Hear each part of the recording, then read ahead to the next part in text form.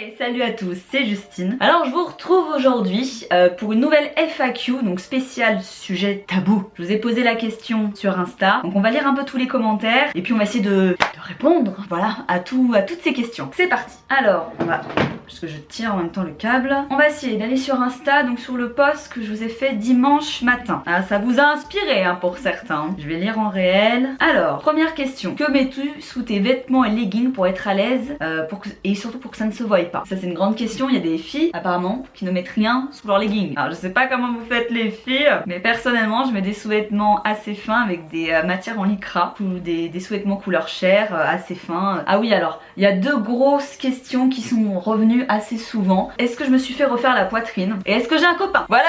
Je pense que vous qui regardez cette vidéo, vous êtes en train de la regarder principalement pour ces deux questions. Donc ces deux questions, on les verra à la fin de la vidéo. Une belle question. Alors, que penses-tu de l'ampleur qu'a pris le fitness ou cette mode S-Li? Pour beaucoup, ça provoque des troubles et comportements alimentaires. À force de vouloir tout faire comme les gens qu'on voit sur les réseaux, il y a beaucoup de personnes qui se privent de beaucoup de choses ou qui font vraiment mal les choses parce qu'elles sont livrées à elles-mêmes. Du coup, comme je le conseille beaucoup pour tous les débutants, c'est de se faire aider par des coachs et des nutritionnistes qui vont les cadrer et ça va leur éviter de perdre du temps, de faire les mauvais choix, de faire des erreurs et effectivement de se retrouver, comme ça a été mon cas, à faire des programmes trop restrictifs, de sèche alors que je débutais et qui m'ont moi aussi donné passer un temps des troubles du comportement alimentaire. Alors que c'est pas le but de la démarche. Raconte-nous le moment le plus gênant pour toi que tu as vécu et que tu préférais avoir oublié. Alors je pense que c'est peut-être dans perso, parce qu'il y a la même question qui est revenue dans le fitness. Le moment le plus gênant, alors je vais vous raconter une anecdote. Vous foutez pas de ma gueule, c'est déjà assez mignon comme ça. J'avais 17 ans, j'avais une capsule de canette de coca là dans le coin de la bouche et ma soeur a renversé mon coca sur le clavier de l'ordi. De là, moi pris de panique,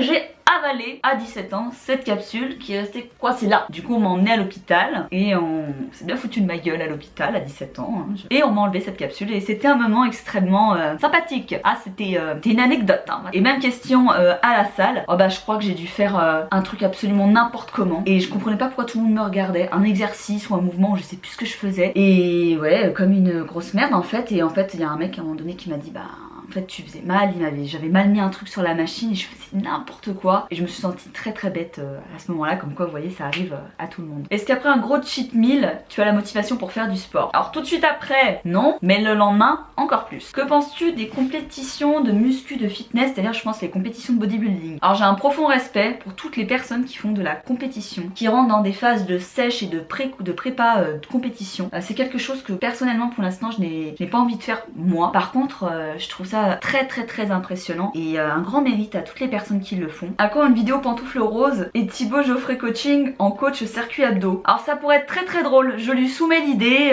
ma chère Caprice Fit que je vois souvent sur Insta et c'est lui qui verra. Est-ce que t'es chargée? Non mais t'as vu mon corps, t'as vu comment je suis grasse par rapport à d'autres. Franchement si j'étais chargée je pense que ça se verrait. Là vu le corps de l'âge que je me tape, si j'étais chargée ça serait vraiment de la daube je pense. Là j'ai trouvé ce commentaire hyper intelligent parce que c'est un sujet qui fait beaucoup débat en ce moment sur les réseaux. Coucou Justine, est-ce que tu es plutôt d'accord avec le coup de pied dans la fourmilière fitness d'Antonao? Trop de partenariats partout, trop de codes promo pour des choses qui entre nous qui sont du vent, Anna K3, etc. Ton avis m'intéresse vraiment sur ce sujet, bisous. Très belle question de Laurie. Alors Anthony, si tu passes par là, je te fais des gros bisous. Le problème des partenariats sur les réseaux, pour moi, il est là. Dans le sens où après, on va décrédibiliser certaines marques et certains partenariats au profit de d'autres. Moi personnellement, j'en fais deux marques. MyProtein, mon sponsor, et Fitty. C'est deux marques à qui j'ai accepté de collaborer parce que j'aime les produits. Il existe 1 million de marques qui nous ont contactés et il y en a quasiment les 2/3 que j'ai refusé. J'ai refusé énormément de marques parce que je trouvais pas ça cohérent de les placer sur mon compte. Donc je suis pour les placements de produits mais pour les placements de produits intelligents. Après en soi pointer du doigt une marque plutôt qu'une autre parce que ceci fait plus fit et ceci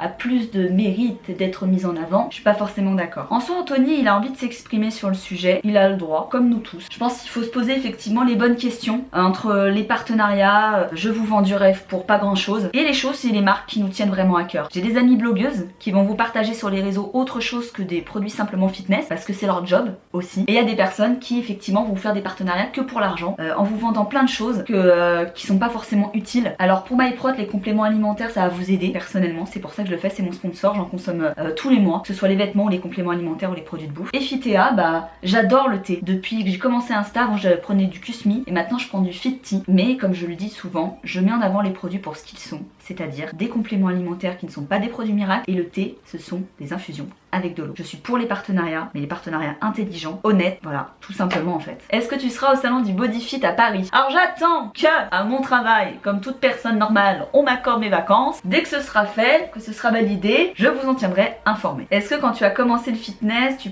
pensais que ça prendrait de telles proportions? Autant de place dans ta vie, autant d'opportunités. De Charline, un photographe que j'embrasse. Ah bah non. Ah non, non, non. Si on m'avait dit un jour que je finirais sur YouTube à parler fitness, moi la meuf qui détestait le PS, je pense que je l'aurais pas cru. Et je suis très très contente que ça prenne cette tournure là. Et quand quelque chose me plaît, de toute façon j'y vais à fond, donc c'est génial pour moi. Est-ce que bientôt tu vas pouvoir arrêter ton travail dans le commerce pour te consacrer totalement à ton travail sur les réseaux? On vit pas comme ça des réseaux sociaux, hein. Je pense que beaucoup de gens ont une fausse idée en pensant qu'on gagne des milliers d'euros en postant des photos sur les réseaux. Mais avant de pouvoir vraiment vivre de sa passion, que ce soit sur YouTube ou sur les réseaux sociaux, il faut soit énormément de followers, soit vraiment créer des concepts qui marchent et avoir des bons partenariats intelligents. Mais personnellement, vu que je limite les partenariats, les placements de produits, ça va prendre plus de temps pour moi, mais si je travaille bien, oui, j'aimerais beaucoup, et j'aimerais bien que ce soit en 2017, en 2018 ou en 2019, à un moment donné, pouvoir me consacrer qu'à ça. Plus fesses ou abdos chez un mec?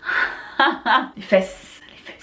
À quand une photo de ton pyjama licorne avec tes pantoufles licorne? Bah j'ai déjà fait une photo à la salle de sport avec mes pantoufles licorne, je te la mets là.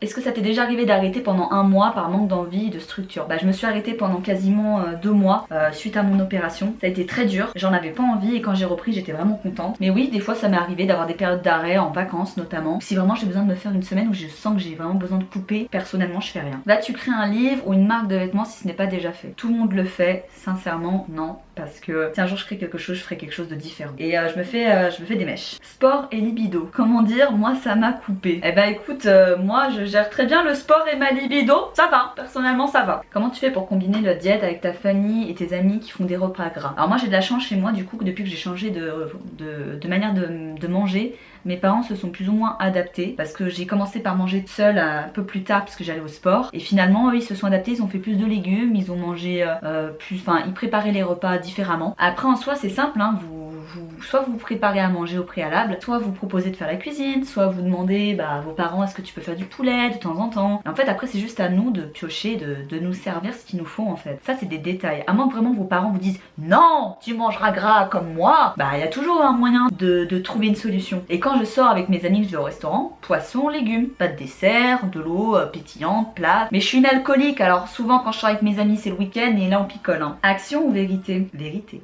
Tes pires propositions de collab. Alors ça restera indéniablement la marque de Sex Toys qui nous a demandé de faire une vidéo rémunérée, très chère, pour tester les Sex Toys. Alors ça je m'en remettrai jamais je pense. Est-ce que tu as des vergetures? Personnellement comme ma perte de poids s'est faite vraiment progressivement, j'ai pas eu une perte de poids immédiate et transformation incroyable en quelques mois. Du coup mon corps a progressivement rétréci et personnellement j'ai peu de vergetures. J'ai encore un peu de cellulite au niveau des fessiers. J'en ai toujours, mais ça a beaucoup diminué. Alors, qu'en est-il réellement de la consommation des produits dopants comme les stéroïdes, les hormones dans le milieu de la muscu? Sincèrement, depuis que j'y suis, je pensais que c'était un grand mythe, etc. Sincèrement, énormément de gens se dopent. Je me suis tombée des nues, mais des nues, sur des gens qui se dopent alors qu'on n'aurait même pas l'impression qu'ils se dopent. Chacun est libre de faire ce qu'il veut, ça fait pas d'une personne une mauvaise personne, c'est pas bon pour la santé, ne le faites pas, sincèrement.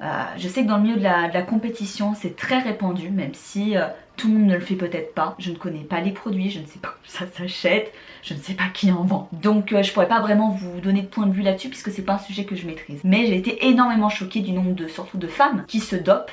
Donc il y a beaucoup de physique en fait finalement qu'on pense accessible par que la musculation et l'alimentation, et qui ne le sont pas vraiment. Et donc je vais conclure cette vidéo par les 2 questions principales qui sont revenues le plus souvent concernant du coup mon opération qui a suscité beaucoup de questions. Je vais y répondre exactement ce que j'ai répondu il y a 4 mois. Je ne vais pas vous dire les tarifs, le chirurgien, ce que j'ai fait. Je vous invite à faire comme toutes les femmes qui se font opérer. Prendre rendez-vous avec un chirurgien compétent, de préférence en France, lui demander quel serait le bonnet le plus idéal par rapport à votre corps et votre morphologie. Parce que c'est pas parce qu'elle a fait ce bonnet là qu'il faut vous faire le même bonnet. En soi, on n'en a rien à foutre de savoir de pourquoi je l'ai fait, comment je l'ai fait. Essayez de vous renseigner principalement, surtout auprès d'un chirurgien. Prenez un premier rendez-vous, ça va être une étape psychologique pour vous. Renseignez-vous auprès de personnes compétentes et faites le même travail que j'ai fait moi. C'est-à-dire, prenez vos sabots, vous y allez, vous posez vos questions et c'est tout. Soyez intelligents, n'allez pas vous faire opérer par n'importe qui à l'étranger. Vous êtes nombreuses à me demander si je suis en couple et surtout avec qui. Il y a un nom qui sort souvent. Alors oui, je ne suis plus un cœur à prendre. Non, ce n'est pas le beau Damon de Vampire Diaries. Comme je vous l'ai déjà dit dans de nombreuses vidéos, nous nous sommes séparés et j'ai rencontré un homme charmant. Aussi grand, hein, ma foi. Je parle très peu de ma vie privée sur les réseaux parce que je trouve pas que c'est le plus grand des intérêts. Mais forcément, vous allez être amené à le voir au fur et à mesure dans les prochaines semaines parce que va y avoir des événements où je serai peut-être accompagnée. Donc voilà. J'espère que cette FAQ vous a plu. N'hésitez pas à me mettre en commentaire ce que vous en avez pensé, si ça vous a fait plaisir, si ça vous a fait rire. Merci infiniment d'être encore aussi nombreux sur cette chaîne. Je vous fais de gros bisous. Je vous dis à très bientôt. Je vous kiffe.